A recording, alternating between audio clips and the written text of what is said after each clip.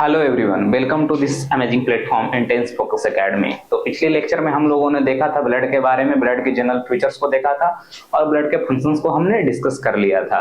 अब आज हम लोग उससे आगे बढ़ते हैं। आज हम लोग को करना है कंपोजिशन ऑफ ब्लड। यही है हेडिंग, कंपोजिशन ऑफ ब्लड। मतलब ब्लड किस किस चीज से मिलके बना है। तो ब्लड किस चीज से मिलके बना है, देखिए पिछले क्लास में हम लोगों ने थोड़ा थोड़ा इसका देखा था, थोड़ा सा पार्ट देख लिया था। ब्लड मिला है प्लाज्मा और ब्लड सेल से मिलकर बना है। आपको बताए थे प्लाज्मा किसको कहते हैं, ब्लड से ब्लड सेल को हटा दिया जाए तो प्लाज्मा कहते हैं। और सीरम, सीरम किसको कहते हैं, सीरम मतलब के ब्लड में क्लॉटिंग फैक्टर प्रेजेंट होता है तो सीरम कहते हैं। प्लाज्मा से क्लॉटिंग फैक्टर को हटा दिया जाए तो उसको नाम देते हैं हम लोग सीरम। ठीक है, आगे बढ़ते हैं। प्लाज्मा और ब्लड सेल से मिलकर बना है ब्लड। तो देखिए आपको पिछला क्लास में डिस्कस किया था, प्लाज्मा में वाटर होता है 92%, कुछ प्लाज्मा प्रोटीन्स पाए जाएंगे और अदर सब्सटेंसेस पाए जाएंगे। ठीक है, तो सबसे ज्यादा प्लाज्मा में जो होता है कंटेंट वो वाटर का होता है, that is 92%, and plasma protein is the 7% and others 1% होगा। अदर्स में क्या क्या आ जाएंगे, अदर्स में कुछ इलेक्ट्रोलाइट आ जाएंगे, कुछ न्यूट्रिएंट आ जाएंगे, कुछ एंजाइम्स आ जाएंगे एंड हार्मोन्स आ जाएंगे और वेस्ट आ जाएंगे। ठीक है, प्लाज्मा प्रोटीन 7% है और इसका जब हम लोग एस्टिमेशन लगाते हैं, आप लोग बोलते हो सीबीसी करा लीजिए या कुछ भी करा लीजिए, मतलब उसमें कितना कंटेंट है, तो उसमें देखने को मिलता है प्लाज्मा प्रोटीन 6.5 से 8.3 ग्राम पर डीएल। डीएल मतलब डेसीलीटर होता है। ठीक है, तो इसको अप्रॉक्स हम लोग पूछेंगे प्लाज्मा प्रोटीन कितना पाया जाता है, तो वो आप लोग बोलेंगे 7.3 ग्राम पर डीएल। ठीक है, तो प्लाज्मा प्रोटीन फर्दर उसमें कौन कौन प्रोटीन होता है वो फर्दर डिवाइड होता है, एल्बुमिन, ग्लोब्यूलिन एंड फाइब्रिनोजेन। ठीक है, तीन तरह के प्लाज्मा प्रोटीन होते हैं, एल्बुमिन, ग्लोब्यूलिन एंड फाइब्रिनोजेन। ठीक है, क्लियर है। तो एल्बुमिन सबसे ज्यादा प्लाज्मा प्रोटीन पूछेगा, प्लाज्मा प्रोटीन में सबसे ज्यादा प्रोटीन कौन सा रहता है, तो बोलिएगा आप लोग एल्बुमिन, दैट इज 65 to 70%। ये होता है मोस्ट अबंडेंट प्रोटीन, सबसे ज्यादा पाया जाने वाला प्लाज्मा प्रोटीन ही एल्बुमिन है। ये कितना होता है, 3 से 5 ग्राम पर डीएल या 4.3 ग्राम पर डेसीलीटर। अगला क्या है, globulin.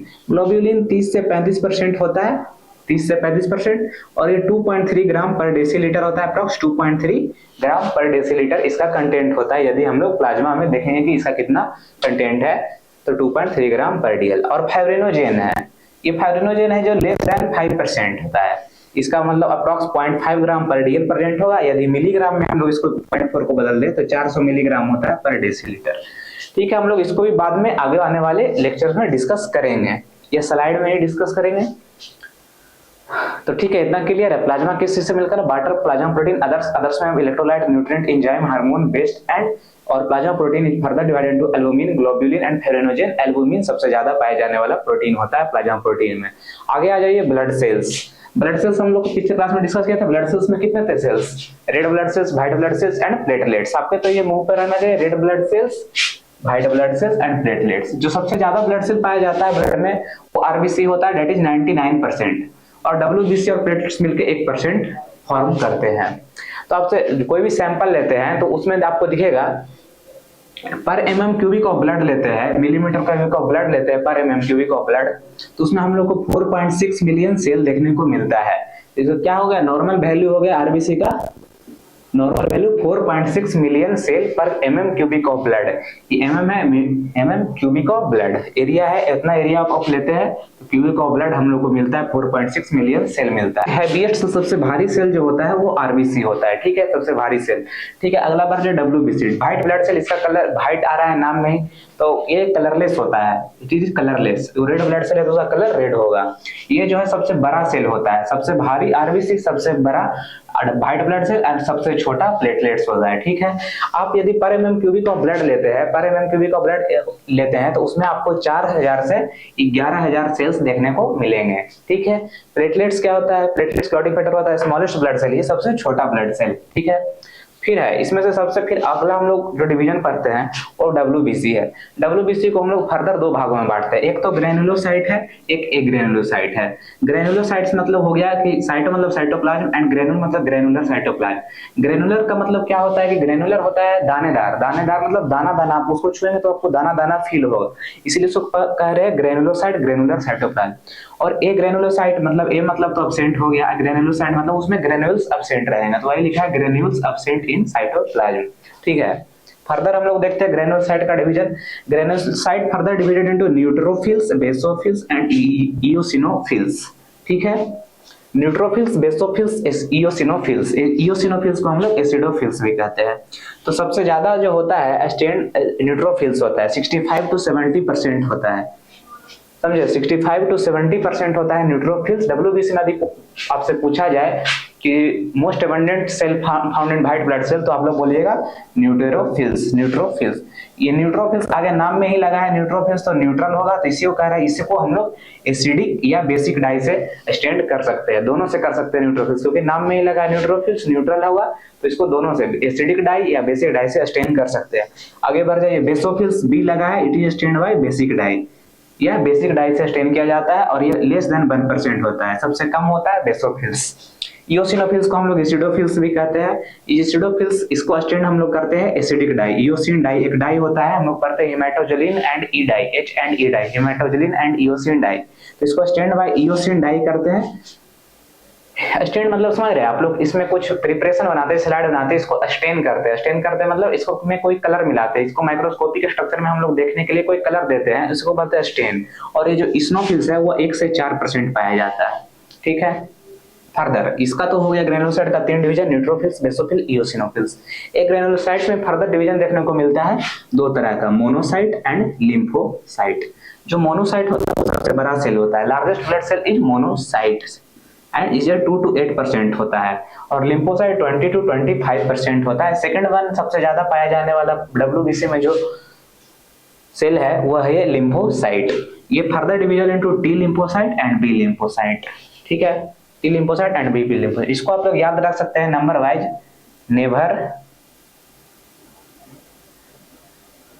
Never let monkey it wins, it beans, ठीक है। देखिए सबसे ज्यादा पाया जाने वाला न्यूट्रोफिल्स, फिर लिम्फोसाइट 20 to 25% पाया जा रहा है। मंकी से एम से मोनोसाइट कर लीजिए 2 to 8%, ई से 1 से 4% इयोसिनोफिल्स, और सबसे कम पाया जाने वाला जो सेल है वो बेसोफिल्स है, वो लेस देन 1%, ठीक है। ये निमोनिक से आप लोग, ये एक राइमिंग वर्ड है, इसको आप लोग इससे याद रख सकते हैं, ठीक है। जिनको ऐसे याद रहता है याद रख। फिर हम लोग आगे देखते हैं प्लाज्मा को। प्लाज्मा क्या है? प्लाज्मा स्ट्रॉ या yellow colour fluid blood, blood का जो येलो कलर या स्ट्रॉ कलर फ्लूइड है उसी को हम लोग प्लाज्मा नाम देते हैं। यदि आप टेस्ट ट्यूब में ब्लड को कलेक्ट करते हैं और थोड़ी देर के लिए उसे छोड़ देते हैं, तो अपने आप जो होता है भारी पार्ट जो होता है, डेंसिटी में सेल भारी होगा, वो नीचे आ जाएगा, और जो ऊपर जो पार्ट बचेगा येलो कलर पार्ट, आपको येलो कलर फ्लूइड मिलेगा, वो उसी को बोलते हैं प्लाज्मा, ठीक है। ये पूरा टोटल ब्लड का 55% भाग बनाता है। जो ब्लड में 55% होता है वो प्लाज्मा ही होता है, और जो 45% होता है वो ब्लड सेल्स होते हैं। जो प्लाज्मा होते हैं, प्लाज्मा कंसिस्ट क्या करता है? वाटर कंसिस्ट करता है, प्लाज्मा प्रोटीन करता है, अदर्स करता है। वाटर का कंटेंट 92%, प्लाज्मा का 7, प्रोटीन का 7% एंड अदर्स 1%। अदर्स में क्या आ जाएंगे? इलेक्ट्रोलाइट्स आ जाएंगे, एंजाइम्स आ जाएंगे, हार्मोन्स आ जाएंगे और बेस्ट्स आ जाएंगे। तो आपसे कोई क्वेश्चन बन सकता है, most common part of plasma, most common part of plasma is water. Water जो होता है कॉमन पार्ट है प्लाज्मा का, वो 92% होता है, और यदि सेकंड मोस्ट कॉमन पूछ दे तो वो प्रोटीन हो जाएगा, ठीक है। एक एक करके हम लोग पढ़ेंगे। प्लाज्मा प्रोटीन देखते हैं। प्लाज्मा प्रोटीन जो प्लाज्मा में होता है वो 7% होता है, और ये जो टोटल प्रोटीन जब हम लोग एस्टिमेटेड करते हैं तो ये आता है 6.5 से 8.3 ग्राम पर डेसीलीटर। यदि आपसे एग्जैक्ट पूछा जाए तो 7.3 ग्राम पर डेसीलीटर हो जाएगा। तो प्लाज्मा प्रोटीन जो होता है, ये याद रखने वाली बात है, ये क्वेश्चन बन सकता है यहाँ पर कि प्लाज्मा प्रोटीन कौन प्रोड्यूस करता है। तो plasma protein is produced by liver. Liver जो है प्लाज्मा प्रोटीन को बनाता है। लिवर कौन सा प्रोटीन नहीं बनाता है? तो गामा ग्लोब्यूलिन नहीं बनाता है और इम्यूनोग्लोब्यूलिन नहीं बना रहा है। इम्यूनोग्लोब्यूलिन में क्या आ जाएगा? आईजीजी, इसको बोलते हैं आईजी। तो बोलते हैं IgG, IgA, IgM, IgD and IgE, गमदे, ठीक है। 5 तरह के इम्यूनोग्लोब्यूलिन हम लोग के बॉडी में फाउंड होते हैं, जो कि है GAMDE, आईजीजी आगे लगा दीजिएगा, इम्यूनोग्लोब्यूलिन मत को शॉर्ट में लिखते हैं आईजी। तो ठीक है, इस क्लियर है ना। प्लाज्मा प्रोटीन लिवर प्रोड्यूस करता है। लिवर कौन सा प्रोटीन नहीं प्रोड्यूस करता है प्लाज्मा का? वो है गामा ग्लोब्यूलिन एंड इम्यूनोग्लोब्यूलिन, ठीक है। जो गामा ग्लोब्यूलिन है वो कहां से प्रोड्यूस होता है आगे देखते हैं। ऐसे होता है किससे? प्लाज्मा सेल्स से, ठीक है। Human body consist 3 types of plasma protein. जो हम लोग का बॉडी है वो 3 तरह के प्लाज्मा प्रोटीन को कंसिस्ट करता है। कौन कौन है? एल्ब्यूमिन, ग्लोब्यूलिन एंड फाइब्रिनोजेन, ठीक है। तो एक एक करके हम लोग देखेंगे। एल्ब्यूमिन सबसे पहले देखते हैं। एल्ब्यूमिन क्या कह रहा है? सबसे छोटा जो प्लाज्मा प्रोटीन है वो एल्ब्यूमिन है, smallest plasma protein. Most abundant plasma protein of human body, human body में सबसे ज्यादा जो एबंडेंट प्लाज्मा में प्रोटीन पाया जाएगा वो एल्बुमिन है। और यदि आपसे कॉमन पूछा जाए most abundant protein found in human body, तो क्या होगा आंसर उसका? कोलेजन होता है। कोलेजन सबसे ज्यादा पाए जाने वाला बॉडी में होता है प्रोटीन। और यदि प्लाज्मा प्रोटीन में सबसे ज्यादा पूछा जाए तो एल्बुमिन ही होगा। और ये सबसे ज्यादा है तो कितना परसेंट बना रहा है? 65 to 70% प्लाज्मा प्रोटीन का एल्बुमिन ही बना रहा है। नॉर्मल वैल्यू इसकी क्या होती है? 3 से 5 ग्राम पर डेसीलीटर। अप्रॉक्स पूछा जाए तो 4.3 ग्राम पर डीएल, या एग्जैक्ट पूछा जाए तो 4.3 ग्राम पर डीएल हो जाएगा। आइए हम लोग फंक्शन देखते हैं। पहला तो फंक्शन इसका ऑन्कोटिक प्रेशर को मेंटेन करना। आपको पिछली क्लास में बताए थे 3 तरह के प्रेशर होते हैं, hydrostatic pressure, osmotic pressure, oncotic pressure. तो ऑन्कोटिक प्रेशर क्या होता है? पुलिंग फोर्स होता है, जो बाहर जो फ्लूइड जा रहा है कैपिलरी से, ब्लड कैपिलरी से, उसको अंदर की तरफ लाता है। हाइड्रोस्टैटिक प्रेशर क्या होता है? जैसे कि देखिए ये क्या है, ये ब्लड कैपिलरी हो गया, ब्लड कैपिलरी, एचपी इधर लग जाता है, इधर ऑन्कोटिक प्रेशर लग जाएगा, क्योंकि जो ब्लड में ये क्या है, एल्बुमिन बना देता है। एल्बुमिन क्या करता है? पुलिंग फोर्स है। एचपी हाइड्रोस्टैटिक प्रेशर कौन लगाता है? Blood. Hydrostatic pressure done by blood on the capillary walls, on the capillary walls, जो कैपिलरी वाल्स लगाता है उसके, इसका क्या नेचर होता है कि बाहर जाने का, इंटरस्टिशियल, यहाँ पर इंटरस्टिशियल फ्लूइड प्रेजेंट रहेगा, इंटरस्टिशियल फ्लूइड यहाँ पर सही। अभी देख लीजिए, ऐसा कुछ नहीं, आपको आगे आने वाले में पता चलेगा। हाइड्रोस्टैटिक प्रेशर, तो ये क्या होता है? Hydrostatic pressure pressure exerted by blood on the capillary walls, on the membranes of capillary, ठीक है, इधर लगाएगा तो ये क्या होता है? पुशिंग फोर्स, ये बाहर जाने का। ऑन्कोटिक प्रेशर क्या होगा कि एल्बुमिन उसको खींच के लाता है, मतलब ऑन्कोटिक प्रेशर लगा रहा है, एल्बुमिन जो बाहर फ्लूइड गई है उसको अंदर लेके आता है, ठीक है, वही बोल रहा है oncotic pressure, it is also known as pulling force. Clear है? ऑस्मोटिक प्रेशर क्या होगा? ऑस्मोटिक प्रेशर क्या होता है? ऑस्मोटिक प्रेशर जहां कहीं कोई सॉल्यूट होता है, जहां हायर कंसंट्रेशन ऑफ सॉल्यूट होता है, उधर सॉल्यूशन मूव करता है, ठीक है। सबसे पहला काम हो जाएगा मेंटेन ऑन्कोटिक प्रेशर, और दूसरा क्या है? Works like carrier protein. Carrier protein किसका करेगा? कैल्शियम का करेगा, ड्रग्स का करेगा, कुछ ड्रग्स होते हैं, एंजाइम्स और हार्मोन्स। कैरियर प्रोटीन क्या होता है? कैरियर प्रोटीन ऐसा कुछ होता है, जैसे कि यहाँ पर कोई मॉलिक्यूल है, ये कैरियर प्रोटीन है, समझ आइए सही। कैरियर प्रोटीन तो ये क्या होगा? यहाँ पर कोई मॉलिक्यूल अटैच होगा, कोई सब्सटेंस अटैच होगा, जैसे कि कैल्शियम अटैच होगा, ड्रग्स हो गया, एंजाइम्स हो गया, हार्मोन्स अटैच होगा, तो ये अपना स्ट्रक्चर चेंज करके ये फिर ऐसा कुछ बना देगा, और यहाँ पर ये इसको अंदर साइटोप्लाज्म में छोड़ देगा, ठीक है। कैरियर प्रोटीन मतलब कोई सब्सटेंस को कैरी करके एक जगह से दूसरे जगह लाएगा, ठीक है। तो किसके किसके लिए? Calcium, drugs, enzyme, hormones. और जब आपसे पूछा जाए कि बॉडी में albumin is to globulin ratio कितना होता है, तो 1.71 होता है इन नॉर्मल 1.7, 1.7 हिस्सा एल्बुमिन का होगा तो 1 हिस्सा ग्लोबुलिन का होगा। और ये प्रेगनेंसी में मदर्स में होगा, सिर्फ फीमेल्स में होगा, तो प्रेगनेंसी में इसका जो रेशियो होता है 1:1 देखने को मिलता है, क्योंकि उस वक्त हीमोडायल्यूशन होता है। हीमोडायल्यूशन मतलब क्या? आरबीसी का जो वॉल्यूम होता है प्रेगनेंसी में वो इंक्रीज कर जाता है, पर आरबीसी का वॉल्यूम इंक्रीज करता है प्रेगनेंसी में, याद रखिएगा, पर जो हेमोग्लोबिन का कंसंट्रेशन है वो डिक्रीज करता है, ये याद रखिएगा। आरबीसी का वॉल्यूम इंक्रीज करता है, इसी को बोलते हैं हीमोडायल्यूशन होता है, ठीक है। डब्ल्यूबीसी भी बढ़ जाता है प्रेगनेंसी के दौरान। तो इतना क्लियर है? इतना आप लोग देखिए, स्क्रीनशॉट। अगला हम लोग प्लाज्मा प्रोटीन ग्लोबुलिन की तरफ आगे बढ़ते हैं। ग्लोबुलिन है हमारा अगला हेडिंग। तो ग्लोबुलिन क्या होता है? ग्लोबुलिन जो है प्लाज्मा प्रोटीन का 30 से 35% बनाता है। एल्बुमिन कितना बनाता है? 65 to 70%। और प्लाज्मा प्रोटीन का जो ग्लोबुलिन है वो 30 to 35% बनाता है। इसका जो नॉर्मल वैल्यू होता है 2 से 3 ग्राम पर डीएल। यदि आप एग्जैक्ट पूछा जाए तो 2.3 ग्राम पर डीएल। अब इसके कुछ टाइप्स होते हैं, ग्लोबुलिन का कुछ टाइप्स होता है। कौन कौन है? Alpha globulin, beta globulin and gamma globulin. बताए थे आपको पिछले में कि alpha globulin and beta globulin is produced by liver. याद रखना है, यहाँ पर क्वेश्चन बना था produced by liver. And gamma globulin is produced by plasma cell. Plasma cell कैसे बनता है? Produced by plasma cell. और प्लाज्मा सेल क्या प्रोड्यूस करता है? Gamma globulin. देखिए प्लाज्मा सेल कैसे करता है, आपको ऐसे ऊपर बताते हैं। डब्ल्यूबीसी होता है, डब्ल्यूबीसी में क्या होता है? लिम्फोसाइट होता है लिम्फोसाइट। लिम्फोसाइट से क्या फिर बी लिम्फोसाइट होता है, बी लिम्फोसाइट। और जो बी लिम्फोसाइट है वही करता है प्रोड्यूस प्लाज्मा सेल। और प्लाज्मा सेल क्या डिफरेंस करता है? Gamma globulin. क्लियर है? और डब्ल्यूबीसी कहां से बन रहा है? बोन मैरो से बनता है, बोन मैरो से, बोन मैरो ही बनाता है T lymphocyte, B lymphocyte, T lymphocyte, फिर जाता है मैच्योर होने के लिए थाइमस ग्लैंड में, थाइमस ग्लैंड से मैच्योर होकर फिर वो ब्लड में सर्कुलेट करता है। क्लियर है? यहीं पर ये मोटा मोटा चीज है कि डब्ल्यू लिम्फोसाइट होता है, बी लिम्फोसाइट प्लाज्मा सेल बनाता है, plasma cell gamma globulin. Clear है? ठीक है। गामा ग्लोबुलिन के कुछ होते हैं एग्जांपल, जैसे कि antitrypsin, chymotrypsin, lipoprotein, antitrypsin, antitrypsin, chymotrypsin and lipoprotein. नाम सुने होंगे आप लोग, यहीं पर जान लीजिए किसका टाइप है, गामा ग्लोबुलिन का टाइप है, एंटीट्रिप्सिन, काइमोट्रिप्सिन एंड लाइपोप्रोटीन। और बीटा ग्लोबुलिन में आ जाए, इसका एग्जांपल है क्या, प्लाज्मिनोजेन। प्लाज्मिनोजेन क्या है, एक फाइब्रिनोलाइटिक्स है। फाइब्रिनोलाइटिक्स मतलब क्या है, लाइटिक्स मतलब कुछ तोड़ता होगा, और फाइब्रिनो मतलब फाइबर को तोड़ता होगा, जिससे कि ब्लड में कुछ थक्का कभी जम जाता है, मतलब क्लॉट हो जाता है, उसी को तोड़ता है ये प्लाज्मिनोजेन। टीपीए क्या लिखा है, टीसो प्लाज्मिनोजेन एक्टिवेटर। यहाँ पर सिर्फ नाम जानिए, ये प्लाज्मिनोजेन किसका एग्जांपल है, बीटा ग्लोबुलिन का। आपको इसलिए बता रहे कि इसका आपको कुछ टाइप पता रहेगा, इसका कुछ एग्जांपल है, जैसे कि बीटा ग्लोबुलिन प्लाज्मिनोजेन हो गया। सेकंड क्या है, ट्रांसफेरिन। ट्रांसफेरिन हमारे बॉडी में एक प्रोटीन है जो कि आयरन को ट्रांसपोर्ट कराता है, आयरन को ट्रांसपोर्ट कराता है। लिवर में 30% आयरन ट्रांसपोर्ट करता है और बोन मैरो में 70%। और ज्यादा यदि कुछ आयरन ओवरलोड है, यदि ट्रांसप्रोटीन अपना वर्क ज्यादा करने लगे, मतलब ज्यादा कोई ऑर्गन में आयरन का एक्यूमुलेशन कर दे, ज्यादा आयरन ट्रांसपोर्ट होने लगे, तो आयरन ओवरलोड हो जाता है, आयरन ओवरलोड हो जाता है और उसको नाम देते हैं हीमोसिडरोसिस।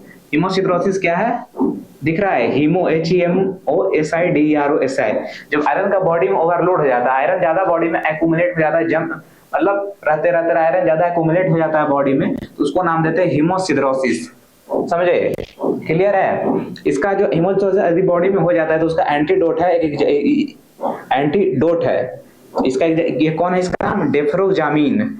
डेफ्रोजामिन, डेफ्रोजामिन इसको देते हैं तो इसको ठीक करता है। डेफ्रोजामिन क्या करता है कि जो आयरन हमारे बॉडी में जो एक्सेस है, एक्यूमुलेट हो गया है, उसको किडनी के थ्रू बाहर निकाल देता है। किडनी मेटाबॉलिज्म करेगा अपना ब्लड का, ब्लड मेटाबॉलिज्म करके जो ज्यादा पार्ट होगा उसको एक्सक्रीट कर दे, एक्सक्रीट आयरन थ्रू किडनी। समझ में आ गया? और बीटा ग्लोबुलिन क्या एग्जांपल है, सेरिलोप्लाज्मिन। सेरिलोप्लाज्मिन क्या करता है, कॉपर का ट्रांसपोर्ट, कॉपर का ट्रांसपोर्ट करता है। जिस तरह आयरन ज्यादा एक्यूमुलेट हो उसको नाम दे रहे हीमोसिडरोसिस, तो कॉपर भी कुछ किसी डिजीज में हमारे बॉडी में ज्यादा एक्यूमुलेट हो जाता है। समझे? कॉपर ज्यादा एक्यूमुलेट, विल्सन डिजीज इसका एग्जांपल है, विल्सन डिजीज। विल्सन डिजीज में जो होता है कॉपर ज्यादा एक्यूमुलेट होता है, किसी ऑर्गन में कॉपर ज्यादा एक्यूमुलेट होता है। और विल्सन डिजीज का क्या नाम है आगे, कॉर्नियल केसर फ्लिस्चर रिंग डिजीज। ये आंख में पाया जाता है। और ये जो विल्सन डिजीज है वो इनहेरिटेड होता है। इनहेरिटेड मतलब इनबॉर्न डिजीज है, इनहेरिटेड एक जनरेशन से दूसरे जनरेशन में जाता है। ठीक है? ये आपका पार्ट नहीं है एनाटॉमी एंड फिजियोलॉजी का, बता दिए, याद रहता है तो याद रखिए, जानना है, जनरल नॉलेज है। विल्सन डिजीज, कॉर्नियल या केसर फ्लिस्चर रिंग डिजीज। समझ में आ गया? और देखिए gamma globulin produced by plasma cell, plasma cell, और क्या निकालता है ये, इम्यूनोग्लोबुलिन बनाता है। गामा ग्लोबुलिन क्या है, फर्दर डिवीजन है IgG, IgA, IgM, IgD and IgD। Gamma globulin क्या बनाता है, इम्यूनोग्लोबुलिन। इम्यूनोग्लोबुलिन कितने तरह के हमारे बॉडी में, 5 तरह के, गम दे, IgG, IgA, IgM, IgD and IgD। जो IgG होता है वो स्मॉलेस्ट होता है, सबसे छोटा होता है। और इसका यहाँ पर क्वेश्चन बन सकता है कि ऐसा कौन सा इम्यूनोग्लोबुलिन है जो प्लेसेंटा को क्रॉस कर सकता है, तो यही है IgG, can cross placental barrier. ठीक है? IgA क्या हो गया, present in all body secretion. IgA है जो कि सभी बॉडी सेक्रेशन, जितना भी बॉडी सिक्रेट कर रहा है उसमें प्रेजेंट होगा। जैसे कि हमारा बॉडी सलाइवा में IgA प्रेजेंट होता है, स्वेट में भी IgA प्रेजेंट होगा, एमनियोटिक फ्लूइड में भी IgA प्रेजेंट होगा। और एक मेन एग्जांपल आप लोग क्या पढ़ते हैं, कोलोस्ट्रम मिल्क, सबसे पहला जो सिक्रेट, सबसे first milk produced by mother is known as colostrum. ठीक है? आगे आ जाए IgM जो होता है हैवीएस्ट इम्यूनोग्लोबुलिन होता है, सबसे भारी। आपसे पूछा जाएगा ग्लोबुलिन तो IgM, और बोलेगा पेंटावैलेंट स्ट्रक्चर कौन बनाता है हमारे इम्यूनोग्लोबुलिन का, तो पेंटावैलेंट स्ट्रक्चर IgM ही बनाता है। जो पेंटावैलेंट स्ट्रक्चर बना रहा है वो IgM बनाता है, ऐसा कुछ ऐसा स्ट्रक्चर होगा। और यदि किसी बॉडी में इन्फेक्शन हो जाए, कोई आदमी आपके पास आता है और रिपोर्ट लेके आता है अपना इम्यूनोग्लोबुलिन का चेक करा के, तो आप कैसे पहचाने कि इसका जो इन्फेक्शन है वो रिसेंट हुआ है या लेट से हुआ है। तो आपको जब IgM का जो लेवल ज्यादा देखने को मिलेगा, IgM का लेवल ज्यादा देखने को मिलेगा, तो आप उसको कह सकते हैं कि आपका जो इन्फेक्शन है वो रिसेंट हुआ है, रिसेंट में हुआ है। वही सबसे पहले जो होता है इन्फेक्शन के साइड पे जो पहुंचता है IgM पहुंचता है।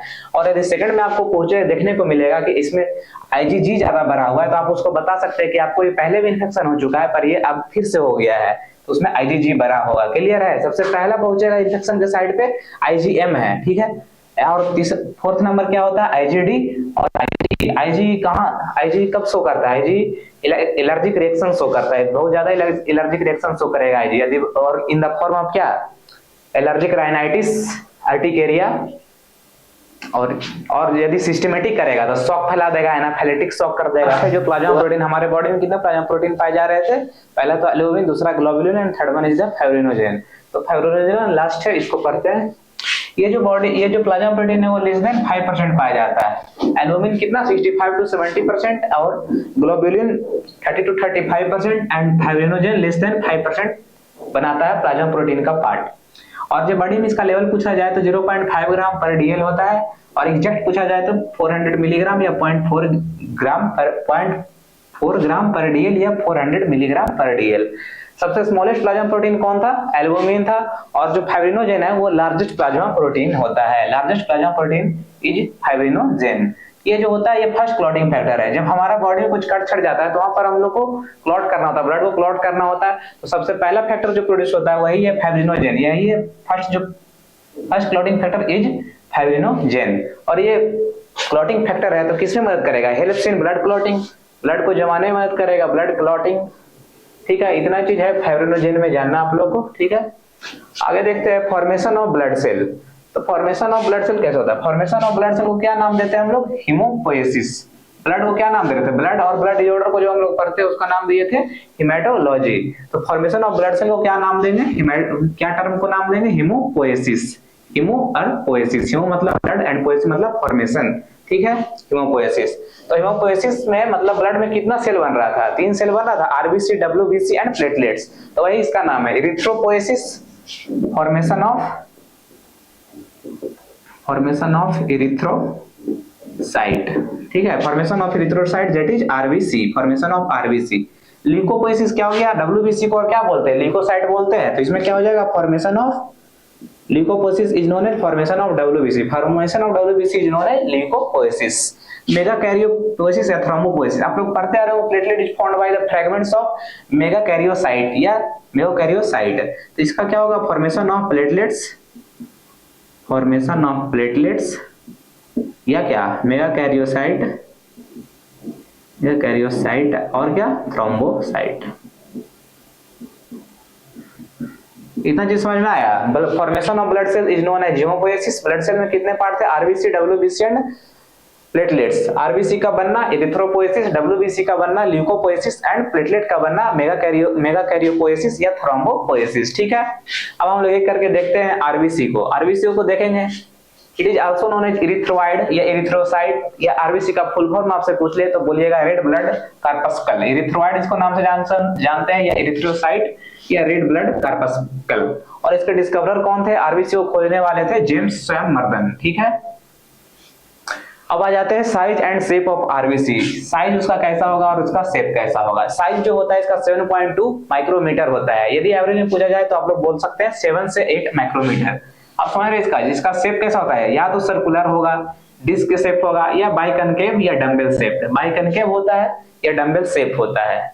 इसका फिगर हम लोग कैसे बनाते हैं, डबल डंबल डंबल देखे हैं, उसमें दोनों तरफ लगा रहता है और बीच में पतला सा होगा और ऐसे कुछ। ठीक है, ऐसा कुछ बाइकनकेव शेप आपको देखने को मिलेगा, डंबल शेप देखने को मिलेगा। जो इसका शेप होगा वो 7.2 माइक्रोमीटर होगा, इसका डायमीटर 7.2 माइक्रोमीटर होगा। आप लोग एक बात देखते होंगे, आप लोग को बोला जाता है आरबीसी बाइकनकेव शेप का होता है। उसका अराउंड जो होता है, चारों तरफ जो होता है मोटा होता है, पर बीच में जाके वो पतला हो जाता है। तो बीच में जाके पतला, इसका थिकनेस अलग अलग रहेगा। पेरीफेरी पे कुछ और मोटाई होगा और सेंटर में कुछ और मोटाई होगा, समझ रहे हैं। तो पेरीफेरी में जो थिकनेस होगा उसका 2 माइक्रोमीटर होगा और सेंट्रल में होगा 0.5 से लेके 1 माइक्रोमीटर। ठीक है, क्लियर है, इतना याद रखिएगा। आरबीसी का साइज कितना होगा, डायमीटर 7.2 माइक्रोमीटर, या इसको एवरेज में बोल सकते हैं 7 से 8 माइक्रोमीटर। और इसका आपको शेप पूछा जाए तो बोल सकते हैं मेनली बाइकॉनकेव शेप बोलते हैं, बाइकॉनकेव शेप बोलते हैं मेनली। और इसका शेप ऐसे सर्कुलर मिलेगा, डिस्कोसाइड भी बोलते हैं, डंबल शेप भी देखने को मिलता है। तो बाइकनकेव शेप होता है तो चारों तरफ से मोटा और बीच में आके पतला होता है। तो इसका थिकनेस यदि पूछ दिया जाए तो पेरिफेरी पे इसका थिकनेस 2 माइक्रोमीटर होगा और सेंट्रल में 0.5 से 1 माइक्रोमीटर होगा। और ये जो इसका बाइकनकेव शेप है वो आरबीसी को हेल्प करता है माइन्यूट कैपिलरीज से पास करने में, और वो उसको स्क्यूज करने में मदद करता है। जो बाइकनकेव शेप है वो आरबीसी का वो उसको माइन्यूट कैपिलरी बहुत छोटी से छोटी कैपिलरी, बहुत छोटी से छोटी कैपिलरी से पास करने में मदद करता है इसका बाइकनकेव शेप। तो इसीलिए इसका बाइकनकेव शेप है नेचर में। और नेचर एक बोलते हैं sickle cell anaemia. Sickle cell anaemia कैसे हसुआ की तरह हो जाता है, वो पास करते अटक जाता है, तो उससे कुछ और दिक्कत होती है। ठीक है, आगे दो टर्म है एनाइसोसाइटोसिस एंड पोइकिलोसाइटोसिस। एनाइसोसाइटोसिस हम लोग जब कहेंगे जब आरबीसी का जो साइज है वो अबनॉर्मल हो जाए, मतलब साइज 0.2 माइक्रोमीटर है उससे कुछ और हो जाए, उसको बोलते हैं एनाइसोसाइटोसिस। एंड आरबीसी का जो अबनॉर्मल शेप हो जाए तो उसको नाम देते हैं पोइकिलोसाइटोसिस। पोइकिलोसाइटोसिस क्या है? Abnormal shape of RBC is known as poikilocytosis and anisocytosis is abnormal size of red blood cell. मतलब आरबीसी का शेप कुछ और हो जाए, बाइकनकेव डंबल शेप से कुछ और हो जाए, deviation from the normal shape of RBC is known as poikilocytosis. समझ में आया इतना टर्म्स? ठीक है, फिर आरबीसी को बताए थे एबनॉर्मल साइज होता है तो एनाइसोसाइटोसिस बोलते हैं। तो एबनॉर्मल साइज पता लगाने के लिए एक होता है test red cell distribution width. Red cell distribution width होता है जो कि क्या करता है, वो वेरिएशन पता करता है, रेड सेल वॉल्यूम कितना है और साइज के बीच वेरिएशन जो है उसको पता करता है। यदि जो आरडीडब्ल्यू है उसका नॉर्मल वैल्यू होता है 11 से 14%, यदि इसका वैल्यू ज्यादा हो जाए, एलिवेटेड हो, इससे 11 से 14% से ज्यादा हो, तो उसमें क्या होगा, लार्ज सेल देखने को मिलेगा। और 11 से कम देखने को मिलेगा तो उसमें स्मॉल देखने को मिलेगा उसका साइज। ठीक है, normal value red cell distribution width का 11 से 14% होता है। और ये क्या करता है, रेड सेल डिस्ट्रीब्यूशन विड्थ ये पता करता है कि वेरिएशन रेड सेल वॉल्यूम का और साइज के बीच। ठीक है, तो टोटल हम लोग के बॉडी में कितना 5 मिलियन में पाया जाता है रेड ब्लड सेल, 5 मिलियन पर क्यूबिक एमएम ऑफ ब्लड, तो उसमें 10% कितना हो जाएगा 5 लाख। ठीक है, नॉर्मल साइज अब देख लेते हैं। नॉर्मल साइज जो होता है आरबीसी का 7 से 8 माइक्रोमीटर होता है, आपको बताए थे। एवरेज पूछेगा तो 7 से 8 माइक्रोमीटर और अप्रॉक्स पूछेगा तो 7.2 माइक्रोमीटर, अप्रॉक्स में एग्जैक्ट पूछेगा तो 7.2 माइक्रोमीटर। ये एवरेज 7.8 माइक्रोमीटर यदि रेड ब्लड सेल का साइज है तो उसको टर्म नाम देते हैं नॉर्मोसाइट। और यही यदि 7 से छोटा है तो उसको नाम देते हैं माइक्रोसाइट। माइक्रो मतलब स्मॉल और साइट मतलब cell, small cell. And greater than 8, यदि 8 से ज्यादा 8 माइक्रोमीटर से ज्यादा उसका साइज है तो क्या बोलते हैं, मैक्रोसाइट। मतलब मैक्रो मतलब लार्ज और साइट लार्ज सेल। ठीक है, increase decrease size of RBC means microcyte and increase size of RBC is macrocyte. और कुछ अब टर्म्स है, जैसे टर्म्स को जान लेते हैं। स्फेरोसाइट, स्फेरो मतलब स्फेरिकल साइट, स्फेरिकल आरबीसी देखने को मिलता है तो उसको टर्म नाम देते हैं स्फेरोसाइट। कैंथोसाइट, कैंथोसाइट मतलब हॉर्नी आरबीसी। हॉर्नी मतलब वहां पर जो आप लोग समझ रहे हो वो नहीं, हॉर्नी मतलब कि कांटा, जो आरबीसी के आगे चारों ओर कांटा कांटा कांटा देखने को मिलेगा उसको बोलते हैं हॉर्नी आरबीसी।